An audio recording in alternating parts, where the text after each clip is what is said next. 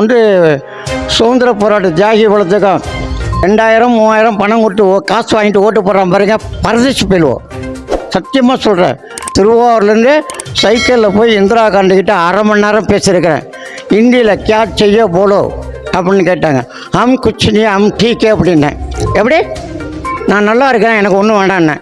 ஏன் அன்றைக்கி நான் கேட்டிருந்தேன்னா கோடீஸ்வரனாக இருப்பேனே. விஜயகாந்த் இறந்த பிற்பாடு இந்த பொருளை இப்போ கொண்டாடுறாங்களே, இப்போ பேசுகிறவங்களாம் ஓட்டு போட்டு தான் இருந்தாலும் ஜெயிச்சிருப்பார்ல, ஏன் போடல? அப்போ அமுக்கி விட்டாங்க.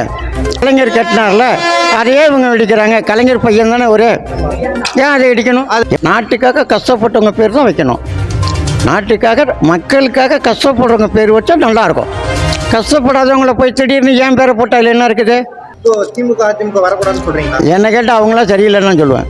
என்ன காரணம்? என்ன காமராஜர் 127 பேர் 137 பேரை வச்சு தான் தொழிற்சாலை திருச்சியில் ஆக்கினார், துப்பாக்கி தொழிற்சாலைன்னு. இன்றைக்கி 5 லட்சம் பேர் 6 லட்சம் பேர் வேலை செய்கிறாங்க. ஏன் திருவாரூரில் 1 லட்சம் பேர் வேலை செய்கிற மாதிரி செஞ்சா என்ன? ஏழைங்களுக்கு தான் நீங்கள் வேலை கேட்குறாங்க, பணக்காரனா கேட்க போகிறா? திமுக அதிமுக வரக்கூடாதுன்னு சொல்றீங்களா? என்ன கேட்டால் அவங்களாம் சரியில்லைன்னு நான் சொல்லுவேன்.